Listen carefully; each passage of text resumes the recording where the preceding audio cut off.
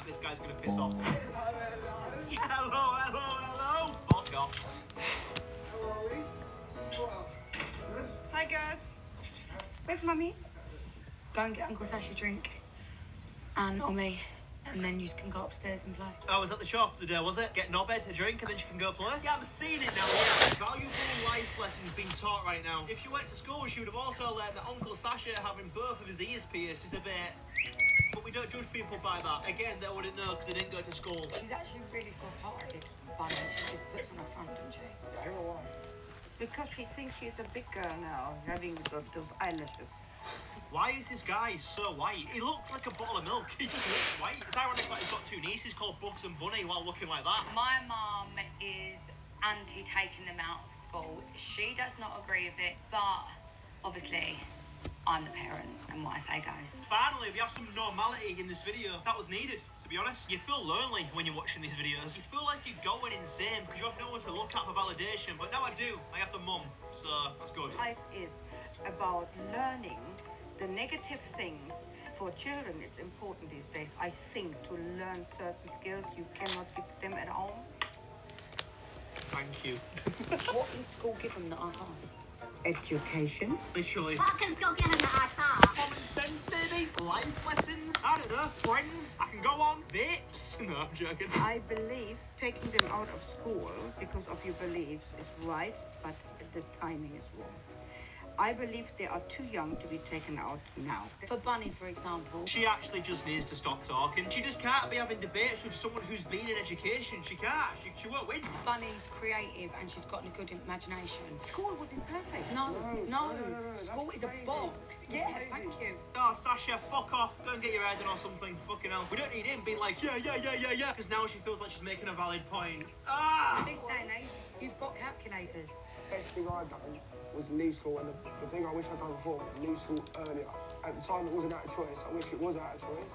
I feel like I've got such a head start on everyone because, like, Mate, I can't even understand what you're trying to say. Which is enough to tell me that leaving school probably wasn't for the best for you. If I'm struggling to understand what you're trying to tell me. You know what could have helped fix that up for you? School! such a head start on everyone. Like you said, being around people outside, like business. Yeah, the mum's touching him like, Sasha, shut the fuck up, stop talking. The only thing he's got a head start on is the amount of glue he's been sniffing. I just got such a head start on everybody because, like, being around people, you know, like... It sounds like you need a head start, mate. She'll end up getting lost the rest of the way. You got privately educated with beauty and stuff. Everything was privately done. But you were in education. The same goes with Johnny when he's born. Oh yeah, fucking Johnny boy. She's already calling him Johnny, so why not just call him Johnny? You know what I'm saying? Why call him Johnny Blue? He will go into education until he can read, write, do maths, like basic core things, have a social life, and then he'll be pulled out exactly the same. That's not exactly the same though, is it? They didn't make it to high school. How is that social life? That's when it really starts kicking off, the social life, isn't it? Do I ever see Johnny going to university? Absolutely not. If he wanted to, he could. But what's wrong with that? But I'm not saying nothing's wrong with it. But I'd rather him go down his own path. If he wants to, he can. No, he can't if you keep taking him out of fucking school before they get the chance to. How can he do what he wants when you're not giving them the ability to do what they want? You are a very loving mom.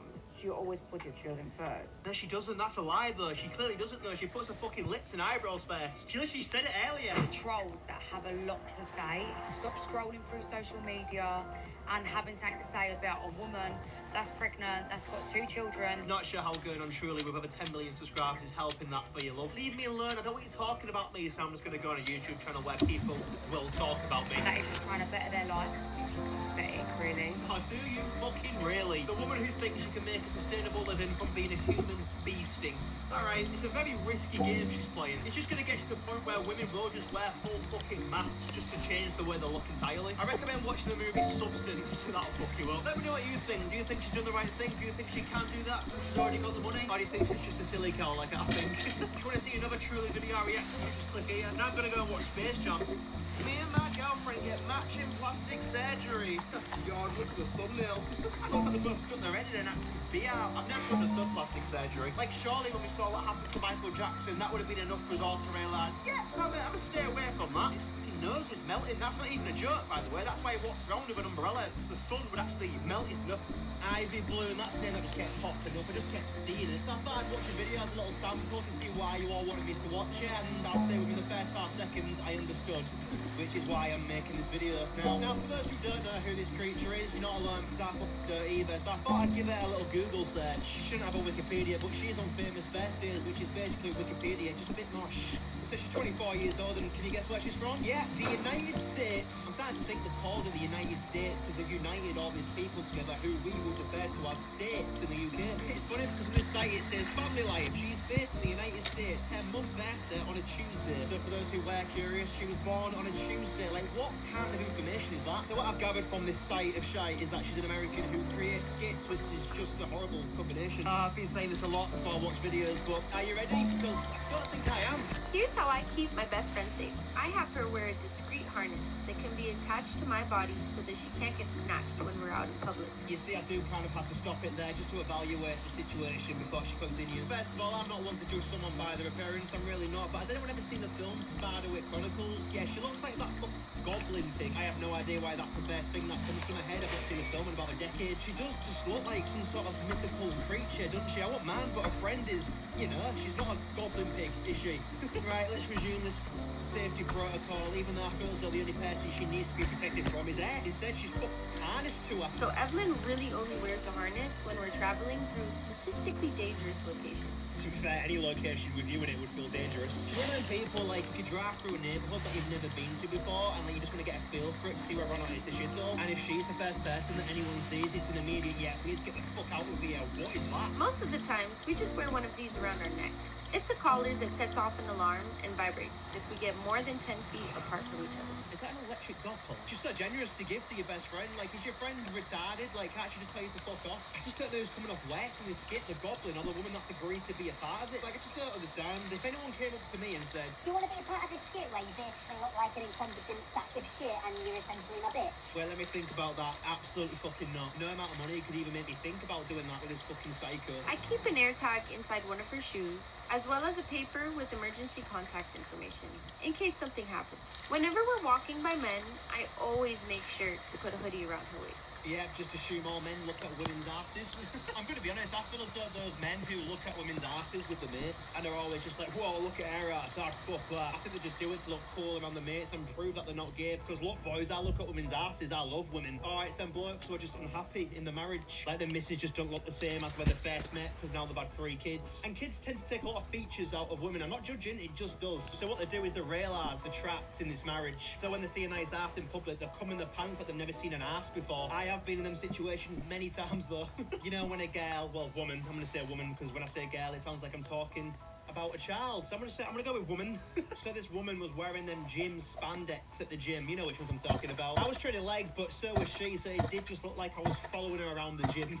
And the seated leg curl machine was right next to the hamstring machine. Do you know where you have to lay on your stomach and you have to flip your legs back? And yeah, I was on the leg curl machine and she was on the hamstring machine, and it was just pure ass in my face. It was just there to the point if I try not to look, it looks like I'm trying not to look, you know? I don't know whose idea it was to put a leg curl machine in direct vision of ass.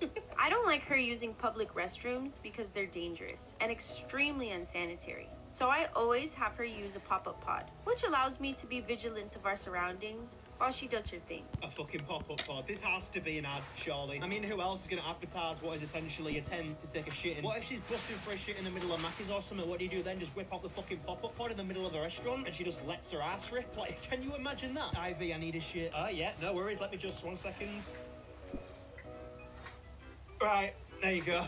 Always do my best to look out for Evelyn's physical health too. If the UV index outside is higher than 7, I always make sure that she has some sunscreen on. I mean, there's definitely better ways to apply sunscreen to the face instead of fucking suffocating it. Just spray it in her hands and rub it together and apply it. It's that simple. Have you ever applied sun cream to your face after you've just got out the seat and you're sunburnt to fuck? Oh, fuck me. That's a painful experience. Like when you apply it, oh, the sting, the pain, and your face just kind of morphs like you've got something really sour in your mouth.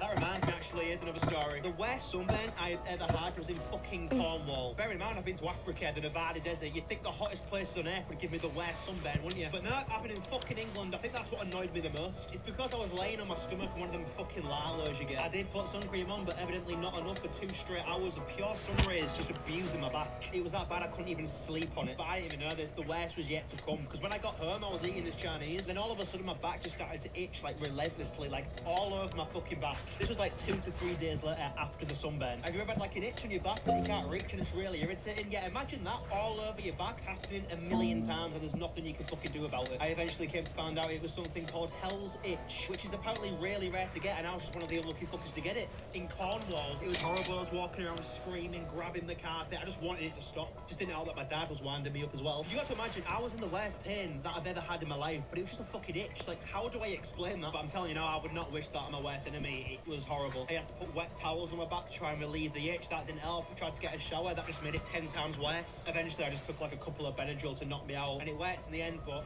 it was bad. It was bad. I'm having PTSD thinking about it. I'm itching my back now. I also sanitize all the water fountains before she drinks. It is quite disturbing how she's talking about her best friend like she's a dog. Can't she just buy a bottle of water? She is human. And I wipe down public seating areas before she sits down. I know I may seem a bit overprotective. Nah, it's perfectly normal having your best friend harnessed to you all day. You see it all the time. But I love my best friend, and I'll do anything to protect her. I don't think I've ever seen anyone with so many different hair colours. But she couldn't make her mind up, so she thought, fuck it, I'll have them all. She's like a mixture of Michael Jackson post-plastic surgery and Britney Spears when she became a crackhead. I require all my guests to eat off the floor. Fucking brilliant. There we go. Why, Ivy? Why do you require your guests to eat off the floor? Fucking enlighten me. Hi, my name is Ivy Bloom, and these are my house rules. When a guest first arrives to my house... Oh, there's a fucking pop-up pod again, so I'm assuming she's sponsored by him then. I can't believe how low some brands will go. By the looks of it, the pop-up pod inspired the exterior of a house. What an awful fucking colour. I provide them with sanitized satin clothing, which they're required to wear before stepping into my home. Is that what you call it? Coming across more like a psychiatric ward, if I'm being honest. But before you even enter the home, you have to look like a patient. Great first impressions, isn't it, really? With best hope she never gets a girlfriend. I'm going to assume she's a lesbian. I could be wrong, but let's be honest, I'm not. But what if she was ever to bring a family around? Does every single guest have to stick on a pair of satin pajamas like they're taking part in some sort of undisclosed social experiment? Guests are required to put all their belongings into a bag. I vacuum seal the bag and place it by the front door. Yeah, so they can't record what's going on and send it to the police. You see, she's just showing you what she wants you to see. Kind of like North Korea. She cuts out the part where she drugs them up and just fucking sedates them to make it seem like it's all consensual. And it can't be opened until the guest leaves my home. I don't think any guests are leaving your home, are they? It's like she's showing them that she's about to murder them. You may as well just show them the hole you've dug them. She's one of them people that hide behind the term satire. I'm just sick of the shit being labelled as satire and everyone just being like, oh, that's okay then, when it's just not. Also require guests to immediately sanitize anything they touch, such as door handles and surfaces. Yeah, you're so fucking perfect, aren't you, Ivy? I sanitised myself when I came in contact with you alone. Then look at you. It looks like your head has legs. I keep sanitizing stations throughout my entire house. We need to stop calling it a house. It's not a house, is it? It's a fucking lab. So that sanitizing is always easy and accessible. Guests are also required to place down a satin cloth anywhere they sit. I have an area in my house that's designated for eating. Well, that's the designated eating area. 2 legless chairs in what looks like the box in a five-a-side football match. Before stepping inside, guests are required to wear foot covers. Everyone is required to eat off the floor because glassware and porcelain develop micro scratches over time that can harbor dangerous bacteria. Fuck me, I just forget. I wonder if any guests have ever stuck in some shrooms or weed before, because being high or just tripping cock in this house would be one of the strangest experiences of your life. You just won't be able to distinguish whether or not you're tripping cock or it's actually happening. You'd be sat on the floor eating your fucking meatballs and spaghetti with no sauce, by the way. That's a crime in itself. And you'd be thinking, is this happening or are the shrooms kicking in? I don't use disposable tableware either because it's really bad for the environment and affects ecosystems. I've literally just noticed that this is the exact same woman from the first video. And that's how fucked up this video is. I've managed to get right to the end without realising who she is. It's because there's just so many different fucking distractions happening. I just don't know where to look. My guests don't mind the rules. They actually enjoy how it keeps them connected to their primal instincts. No, they don't. You've drugged them. They don't know what they want, Ivy. And I make sure to thoroughly... Fuck me, that's a sight, innit? She looks like a really shit chandelier that someone would sell at a car boot sale. There's just so much stuff hanging from her head while she's drinking mouthwash from a straw on the floor. And I make sure to thoroughly clean the floor after every use. creating a much cleaner and safer environment for eating. It's crazy, isn't it? That just buying a table and chairs could have saved them from doing all that shit. Even if it's just like one of them fold-up ones that you can take camping, you know? That still applies to your rules of bollocks, doesn't it? You've already got the fucking pop-up pod, so why not buy the full set? This is funny to some until you realise she's making a living from this shit. Like this is a job. Just think I'll be going there soon. And I don't actually know what to do if we ever came across this type of shit in real life. Guns are legal, right? So my natural instinct will be just to fucking shoot it. No. Here's how I stay safe during package deliveries. When a delivery man first arrives to my house, they're required to place handcuffs on their arm, as well as foot covers and a face mask. I think if any delivery man saw that, you'd get your parcel launched through the fucking window, especially in the UK. Even more so now that they'll see from the floor, take the fucking picture.